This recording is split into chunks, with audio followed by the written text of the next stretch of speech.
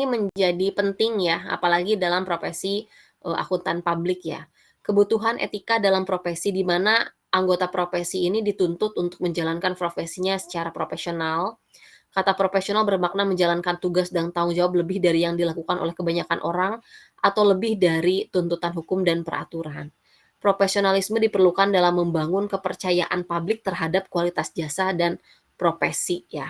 Ini 5 prinsip dasar etika ya yang menurut, IAPI. Satu tentu integritas. Jadi dalam menjalin hubungan profesional, setiap praktisi harus bersikap tegas dan jujur, termasuk, prinsip objektivitas, tidak membeda-bedakan gitu ya, dan tidak terpengaruh gitu ya, tidak boleh subjektif, harus objektif, kemudian prinsip kompetensi serta sikap kecermatan dan kehati-hatian profesional atau professional competence and due care ya. Jadi setiap praktisi itu wajib memelihara pengetahuan dan keahlian profesionalnya pada tingkat yang dipersyaratkan sehingga klien atau pemberi kerja dapat menerima jasa profesional yang diberikan secara kompeten berdasarkan perkembangan terkini dalam praktik. Perundang-undangan dan metode pelaksanaan pekerjaan, setiap praktisi harus bertindak secara profesional ya dan sesuai dengan standar profesi dan kode etik profesi yang berlaku. Dan ini juga harus memegang, prinsip kerahasiaan ya. Jadi, tidak semua yang diketahui oleh setiap praktisi gitu ya, akuntan publik gitu ya, itu boleh disebarkan gitu ya.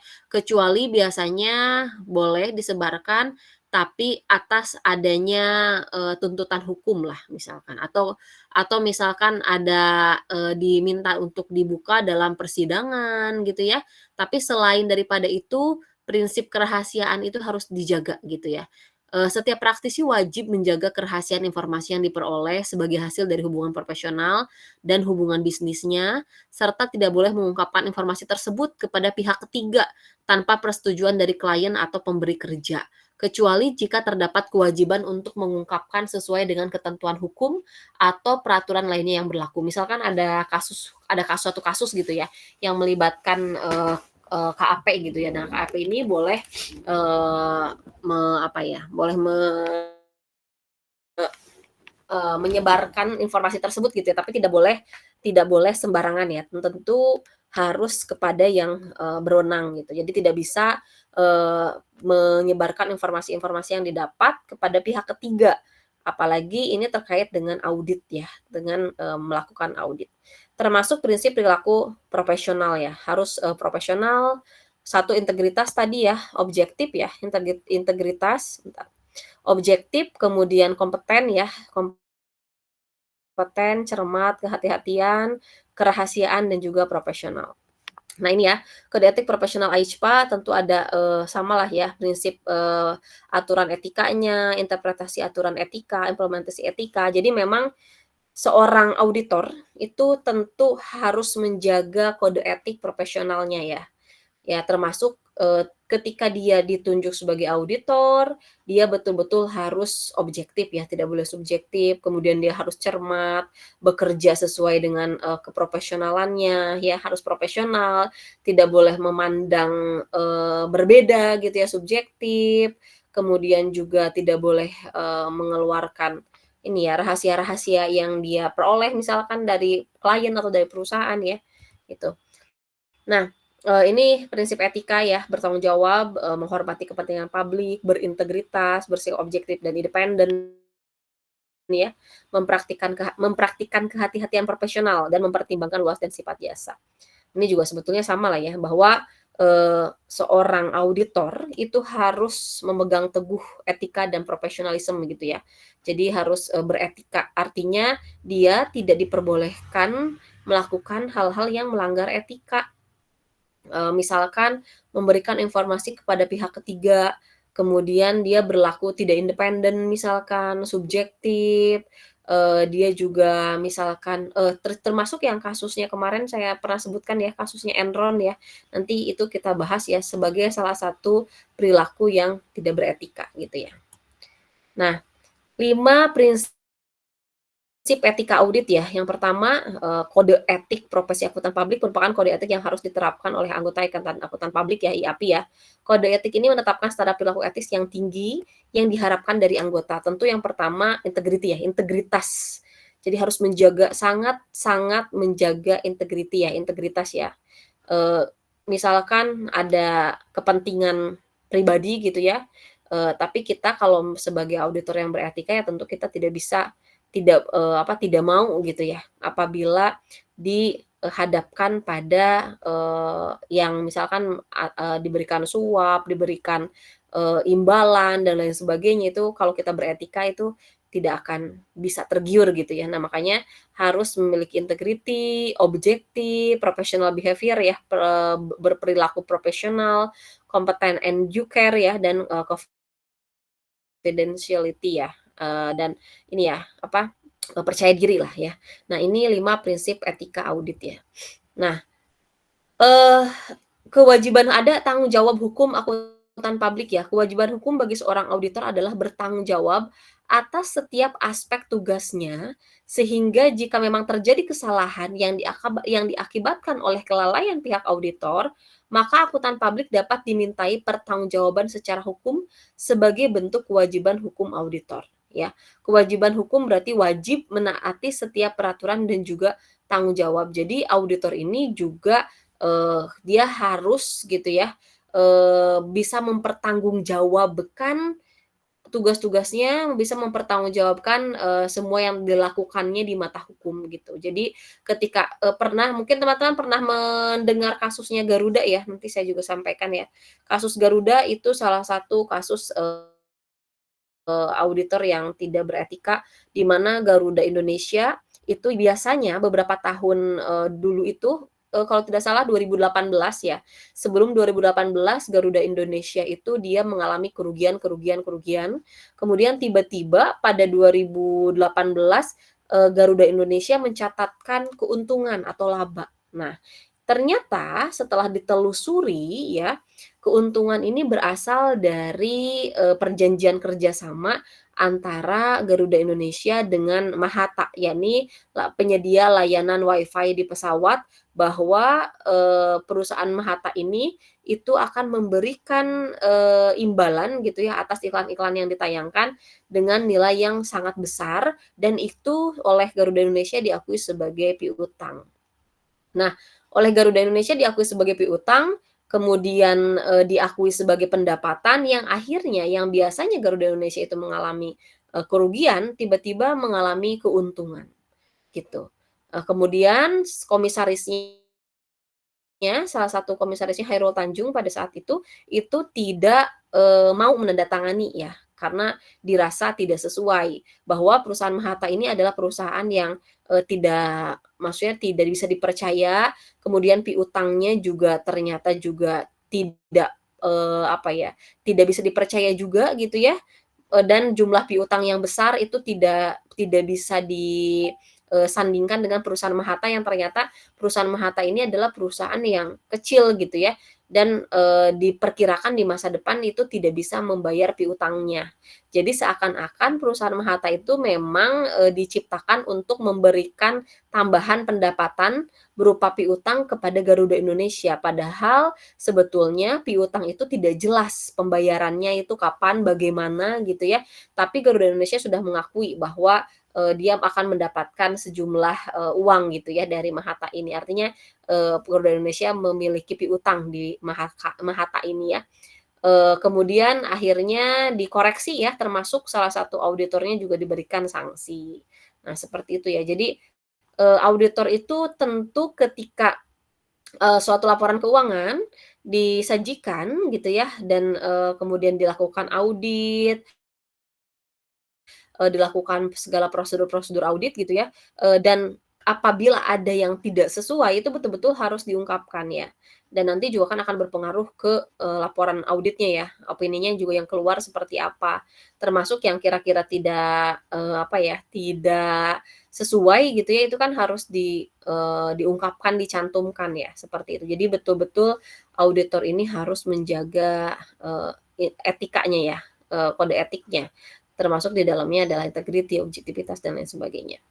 Nah ini ya, eee, manajemen ya, jadi gini, kemarin juga kan saya jelaskan ya, bahwa, manajemen ini sebagai pembuat ini ya, pembuat, eee, asersi manajemen ya. Nah, ini kan manajemen, board of director atau, apa namanya, direksi gitu ya, dan ini shareholder ya.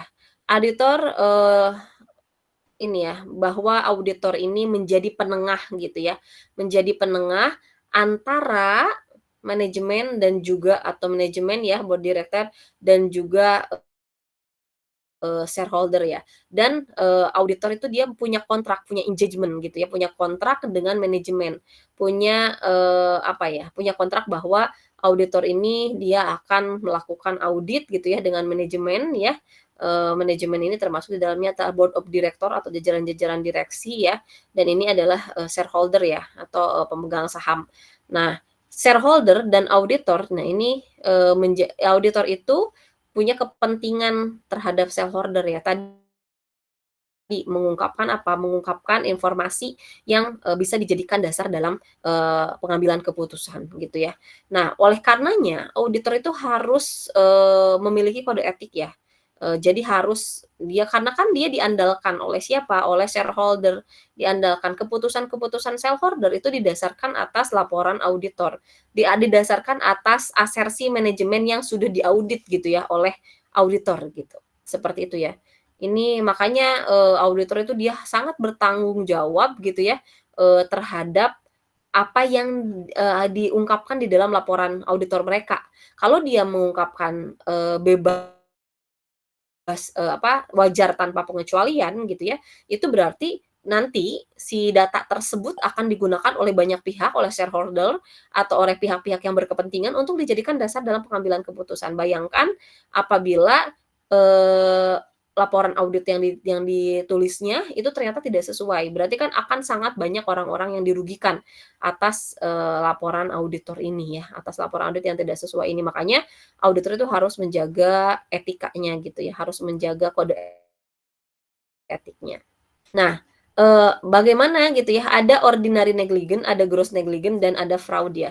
Kalau ordinary negligence itu kelalaian, kegagalan auditor menggunakan kehati-hatian profesional dan gagal melakukan tindakan yang mesti dilakukan.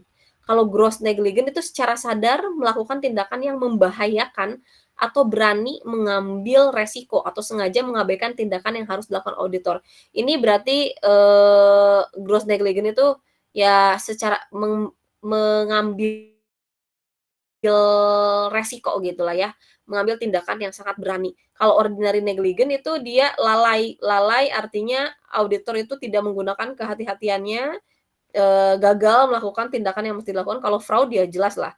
Kalau fraud mah, disengaja gitu ya, occurs when a misstatement is made and there is both the knowledge of its falsity and the intent to deceive ya. Jadi ya tentu, adanya ketidaksesuaian ya, yang disengaja gitu ya, yang dibuat gitu ya.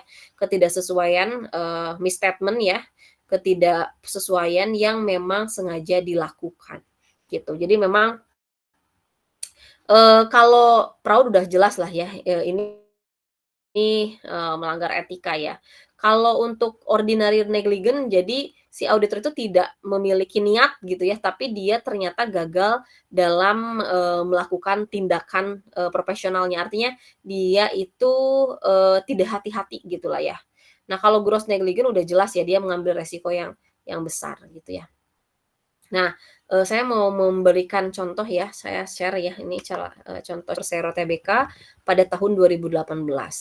Hal itu akhirnya berujung sanksi dari, Pusat Pembinaan Profesi Keuangan. Adapun laporan keuangan tersebut diaudit oleh, akuntan publik ya. Apa ini akuntan publik Kasner Sirumapea dari kantor akuntan publik Tanubrata Sutanto Fahmi Bambang dan rekan. Sebelumnya, laporan keuangan Garuda Indonesia itu menuai polemik ya.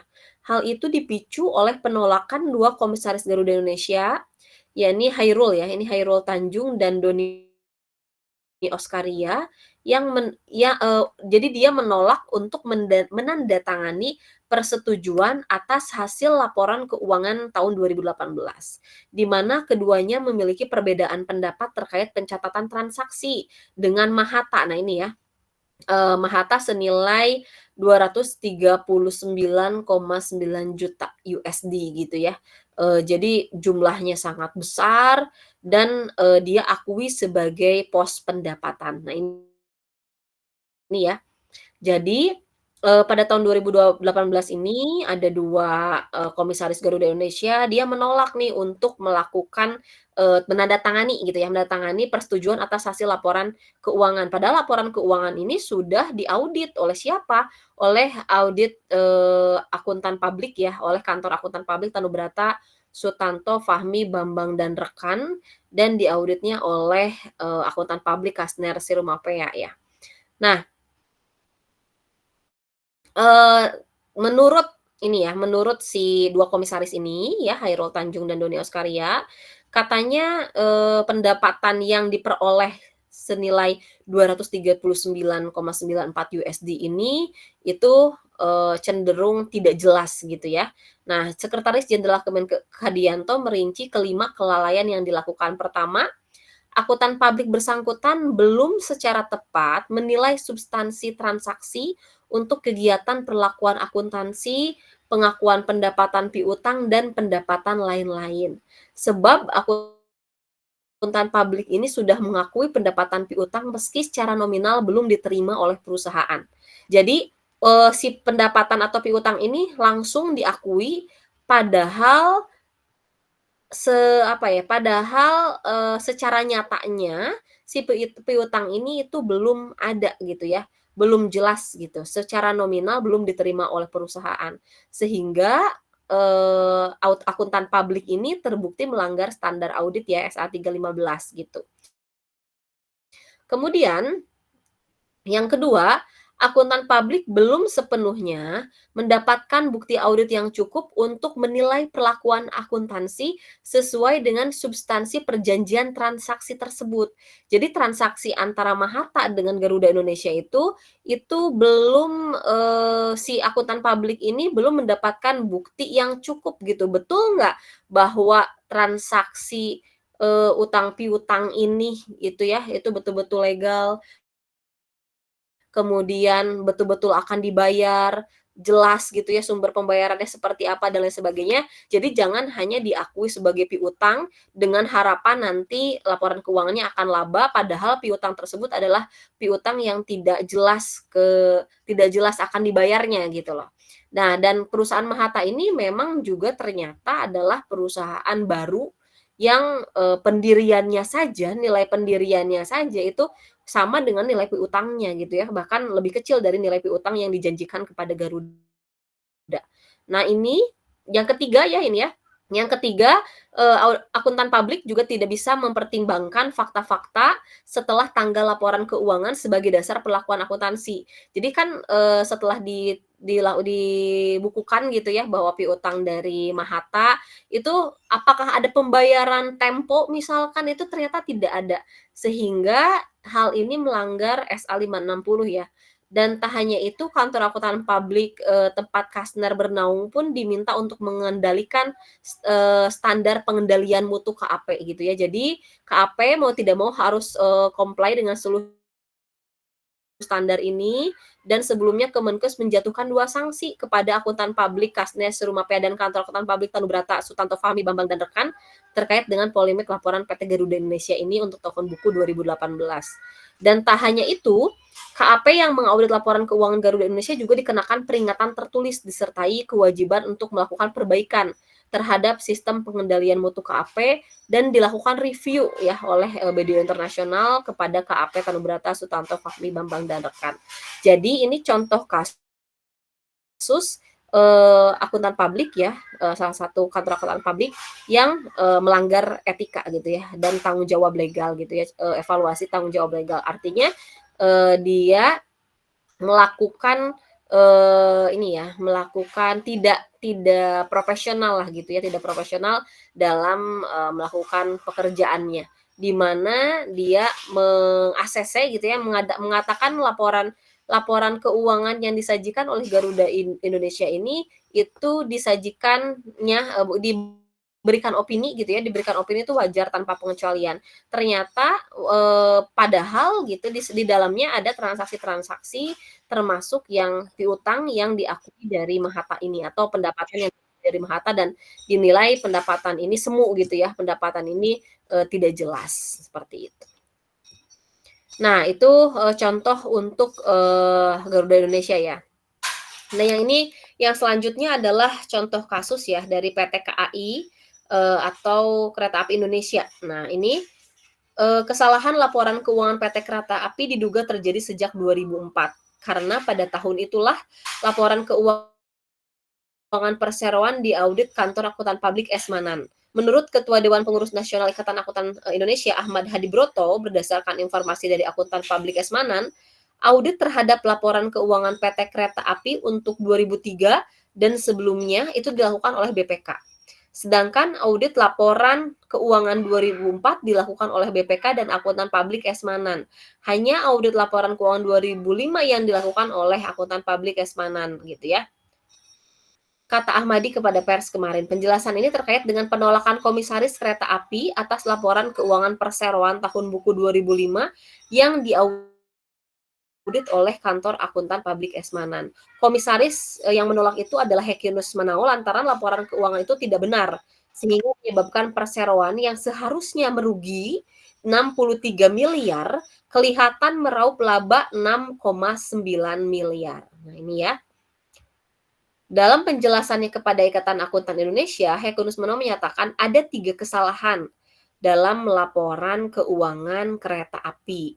Pertama, kewajiban perseroan membayar surat ketetapan pajak pertambahan nilai 95,2 miliar yang diterbitkan DJP pada akhir 2003 disajikan dalam laporan keuangan sebagai piutang atau tagihan kepada beberapa pelanggan yang seharusnya menanggung beban pajak tersebut. Komisaris berpendapat pencadangan kerugian harus dilakukan karena kecilnya kemungkinan tertagihnya pajak kepada para pelanggan. Jadi gini, ada pajak sebesar 95,2 miliar itu oleh KAI itu dianggap sebagai piutang. Piutang kepada siapa? Kepada pelanggan. Nah, menurut komisaris gitu ya, piutang itu ternyata, apa ya, kemungkinan tertagihnya itu sangat kecil ya. Kemungkinan tertagihnya begitu kecil sehingga harusnya sih dicadangkan. Kalau dicadangkan ya tentu akan mengurangi terhadap laba gitu.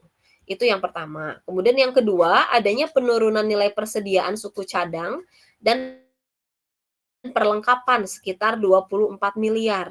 Yang diketahui pada saat dilakukannya inventarisasi pada tahun 2002, pengakuannya sebagai kerugian oleh manajemen kereta api dilakukan secara bertahap. Jadi kerugiannya itu tidak langsung diakui gitu ya, penurunan nilai suku cadang ini, tapi diakuinya sedikit-sedikit selama 5 tahun gitu. Dan pada akhir tahun 2005 masih tersisa penurunan nilai yang belum dibebankan sebagai kerugian sebesar 6 miliar. Komisaris berpendapat saldo penurunan itu ya nilai 6 miliar itu harusnya dibebankan seluruhnya pada tahun 2005 gitu ya. Nah, kesalahan ketiga, bantuan pemerintah yang belum ditentukan statusnya 674,5 miliar dan penyertaan modal negara 70 miliar oleh manajemen disajikan dalam neraca ya. Yang konsisten dengan tahun-tahun sebelumnya sebagai bagian dari utang gitu ya. Menurut komisaris, bantuan pemerintah dan penyertaan modal tersebut harus disajikan sebagai bagian dari modal perseroan gitu ya. Jadi banyak sekali kesalahan, intinya sih gini ya, nanti silakan dipelajari lah ya.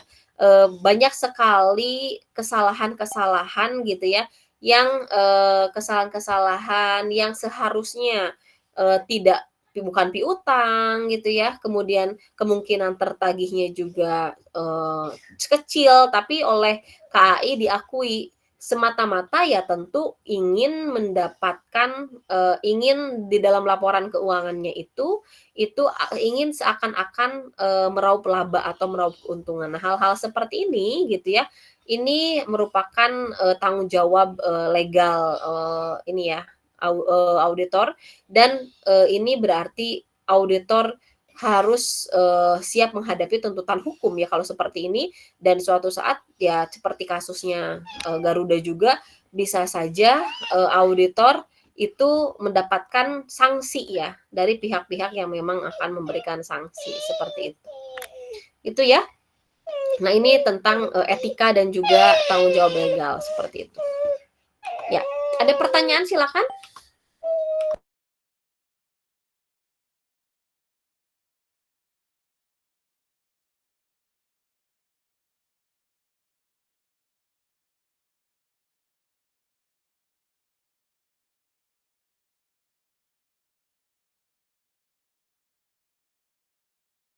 Oh, terlalu besar sebentar.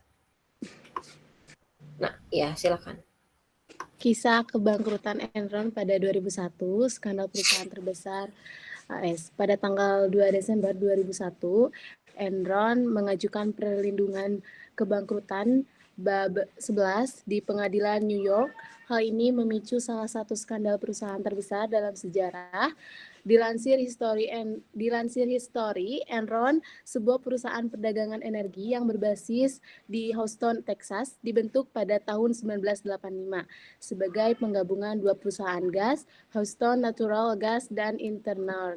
Di bawah ketua dan CEO Kenneth Lai, Enron naik di urutan 7 dalam daftar majalah Fortune dari 500 perusahaan AS teratas. Nah, pada tahun 2000, perusahaan memperkerjakan 21.000 orang dan membukukan pendapatan sebesar 111 miliar dolar AS, setara dengan 1.554 triliun rupiah dengan kurs 14.000. Namun, selama tahun berikutnya, harga saham Enron mulai merosot drastis, turun dari 90,75 pada Agustus tahun 2000 pada Agustus 2000 menjadi 0,26 miliar Amerika Serikat Dolar ya. pada penutupan pada tanggal 30 November 2001. Nah, saat harga turun, Lai menjual sejumlah besar saham Enronnya sambil secara bersamaan mendorong karyawan Enron untuk membeli lebih banyak saham dan meyakinkan mereka bahwa perusahaan sedang bangkit. Rekening tabungan pensiun karyawan habis, sementara harga saham Enron terus anjlok. Nah, setelah perusahaan energi lain dinegi membatalkan rencana pembelian 8,4 miliar dolar. Pada akhir November, Enron mengajukan kebangkrutan.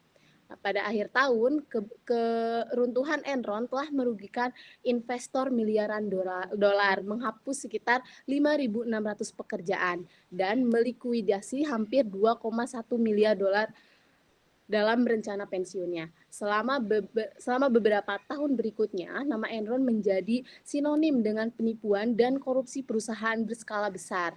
Penyelidikan Komisi Sekuritas dan Bursa serta Departemen Kehakiman mengungkapkan bahwa Enron telah menggelembungkan pendapatannya dengan menyembunyikan utang dan juga kerugian di anak perusahaan. Pemerintah kemudian menuduh Lai dan Jeffrey Skilling yang menjabat sebagai CEO Enron dari Februari hingga Agustus 2001 berkonspirasi untuk menutupi kelemahan keuangan perusahaan mereka dari investor. Penyelidikan juga menjatuhkan raksasa akuntansi Arthur Andersen yang auditornya dinyatakan bersalah karena sengaja menghancurkan dokumen yang memberatkan Enron. Pada Juli 2004, pengadilan Houston mendakwa Skilling atas 35 tuduhan termasuk penipuan, konspirasi, dan perdagangan orang dalam. Lain didakwa dengan 11 kejahatan serupa. Sidang dimulai pada 30 Januari 2006 di Houston. Sejumlah mantan karyawan Enron muncul di mimbar, termasuk Andrew Pastone, mantan CFO Enron yang sejak awal mengakui bersalah atas dua tuduhan konspirasi dan setuju untuk bersaksi melawan mantan bosnya. Ya. Diminta yang pertama Ya, sudah ya? Ya. Nanti ini silakan dikerjakan ya, ini tugasnya ya terkait dengan etika ya. Nah, di sini ya, saya mau menyoroti ini ya, bahwa Enron itu tadinya dia nilai, harga sahamnya adalah 90,75 ya, kemudian menjadi $0,26 AS per lembar gitu ya.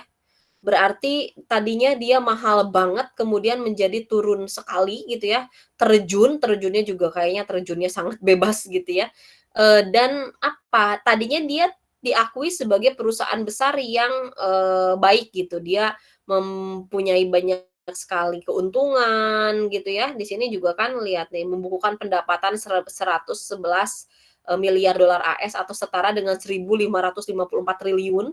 Ternyata dia itu menyembunyikan banyak sekali hutang gitu ya, menggelembungkan pendapatannya dan menyembunyikan banyak sekali hutang.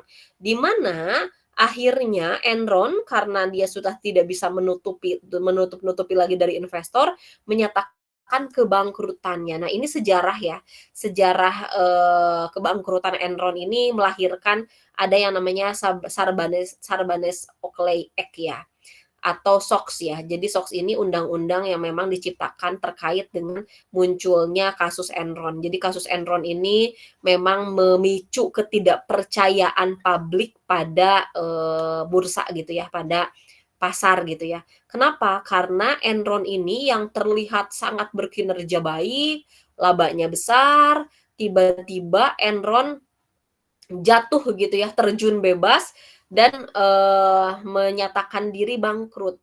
Bayangkan kalau kita punya banyak saham Enron tersebut, berarti, orang-orang yang punya saham itu dia mengalami, kerugian yang sangat besar gitu ya. Dan Enron ini terkait dengan juga salah satu KAP besarnya yakni Arthur Andersen. Jadi ada KAP besar di dunia pada saat itu ada 5 ya, dulu ada namanya Big Five ya, ada KAP kantor akuntan publik 5 besar, mulai dari PwC, Deloitte, KPMG gitu ya, PwC, Deloitte, KPMG, Ernst and Young, dan satu lagi adalah Arthur Andersen. Nah, Arthur Andersen ini itu kemudian jatuh ya saat, kasus Enron. Jadi memang, akhirnya sekarang kan hanya ada 4 ya, Big Four ya. Ada Big Four, kantor akuntan publik terbesar gitu ya, yang memang, diakui gitulah, yang diakui oleh dunia. Dan Arthur Andersen ini jatuh seiring dengan jatuhnya, eee Enron ya, jatuhnya perusahaan Enron ini. Kenapa? Karena ternyata si Enron ini dia menyembunyikan banyak sekali hutang dan juga dia menggelembungkan pendapatan. Jadi angka di kertas yang dilaporkan itu hanyalah angka, kenyataannya itu tidak sama dengan angka yang ada di kertas. Padahal auditornya Arthur Andersen ini, itu dia, menyatakan wajar tanpa pengecualian ya.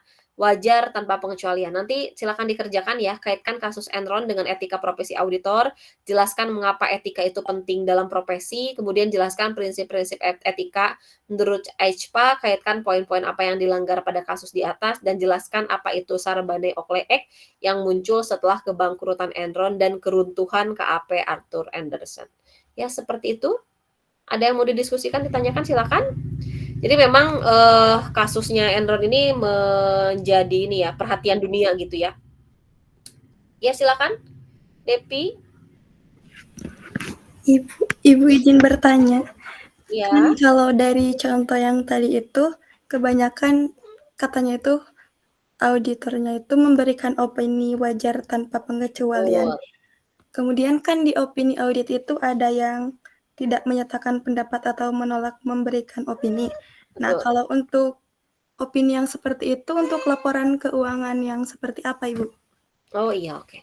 Ya, nanti saya share ya, itu ada di materi laporan audit ya, minggu depan saya, share-kan ya, nanti saya share-kan. Ya, saya kasih contohnya dulu saja ya, kondisi-kondisi seperti apa sih gitu ya, yang terjadi apabila, diberikan opini. Jadi opini itu sebetulnya ada 4, nanti minggu depan sebetulnya materi ini akan saya sampaikan ya. Ada 4 opini itu wajar tanpa pengecualian, wajar dengan pengecualian, tidak wajar, dan disclaimer. Nah, contoh yang disclaimer saya share ya, contoh yang disclaimer, contoh laporan audit ya. Contoh laporan audit yang disclaimer itu tidak memberikan pendapat. Jadi kalau disclaimer, kita sebagai pengguna laporan gitu ya, disclaimer, auditor saja atas laporan tersebut itu dia tidak berani menyatakan pendapat. Berarti kita tidak bisa menjadikan laporan tersebut menjadi dasar dalam pengambilan keputusan gitu.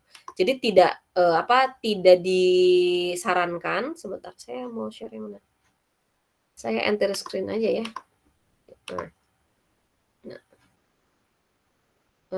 Di mana tadi? Oh, ya di sini nih. Ada ya? Saya share screen ini ada? Ada nggak? Ada, Bu. Oke, sebentar. Saya ini dulu. Nah, di sini, nah ini ya, ini sebetulnya laporan audit. Nah, laporan audit itu seperti ini ya. Mulai dari ada Kosasih Nurdiaman Mulyadi Cahyo dan rekan, ini nama akuntan publiknya, ini laporan auditor independennya. Kemudian, nah ada di sini opini tidak menyatakan pendapat. Ada ya, opini tidak menyatakan pendapat. Nanti minggu depan saya jelaskan ya terkait dengan laporan audit ini. Nah, opini tidak menyatakan pada tanggal 23 Januari 2019, PT Trikomsel Oke Tbk telah mengajukan rencana restrukturisasi atas utang bank, namun belum memperoleh persetujuan dari bank atas rencana restrukturisasi ini sampai dengan tanggal laporan keuangan konsolidasian. Pada saat ini, PT Trikomsel Oke Tbk tidak memiliki kemampuan untuk melunasi hutang yang jatuh tempo. Kondisi tersebut mengindikasikan adanya suatu ketidakpastian material yang dapat menyebabkan keraguan signifikan atas kemampuan PT Trikomsel Oke Tbk dan entitas anaknya untuk mempertahankan kelangsungan usahanya. Jadi, ini sebetulnya ada dua ya. Nah, jadi hasil dari ini bahwa ternyata Trikomsel Oke Tbk ini, nah ini ya, ada basis. Nah, ini ya. Jadi ketika kita memberikan opini, salah satunya opini tidak memberikan pendapat atau disclaimer itu harus ada basis. Selain daripada wajar tanpa pengecualian, ya, wajar tanpa pengecualian, misalkan wajar dengan pengecualian, tidak wajar, menolak memberikan opini atau disclaimer, itu harus ada basis, harus ada dasar gitu ya. Jadi di dalam laporannya juga akan ada basis untuk opini tidak menyatakan pendapat gitu.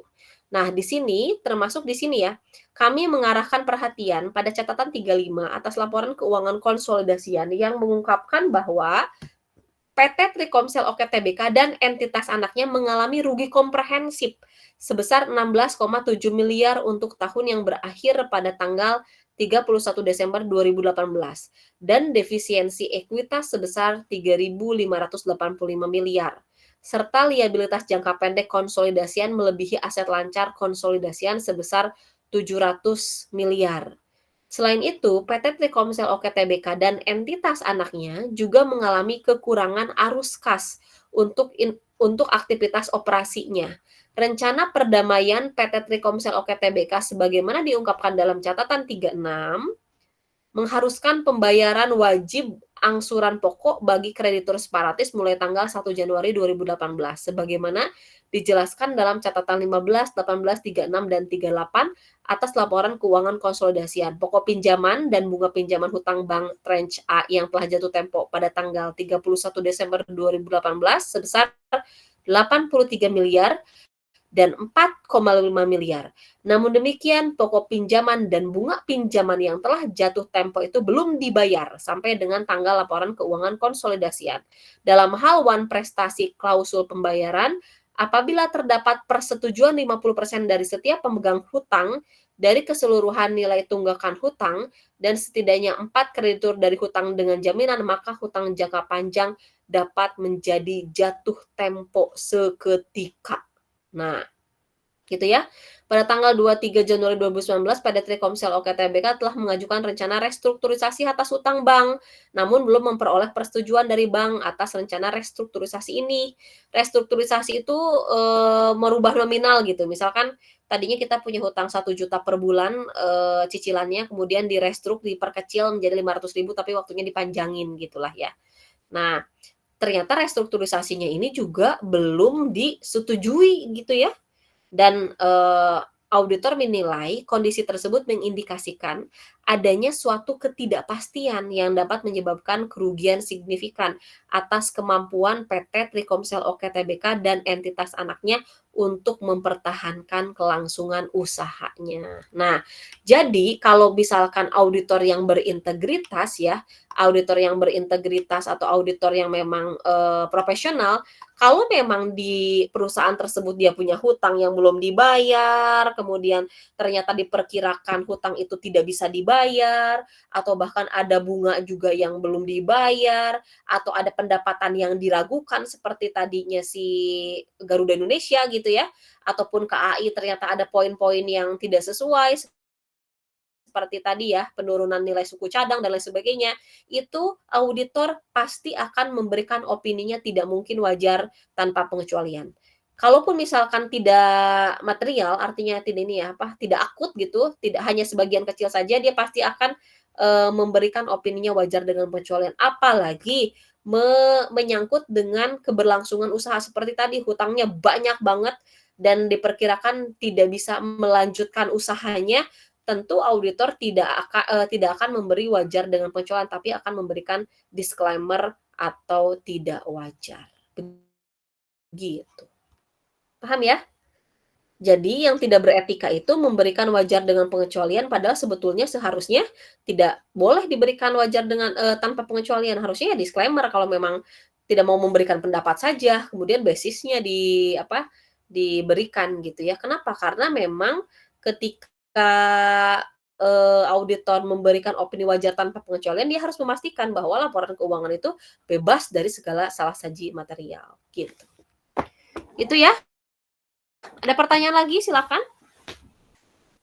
Ini menarik ya. Jadi memang banyak sekali kasus-kasus ya di Indonesia maupun di luar ya terkait auditor-auditor ya, namanya juga auditor juga ya manusia ya, pasti ada juga pihak-pihak yang memang tidak beretika, tidak berintegriti gitu ya.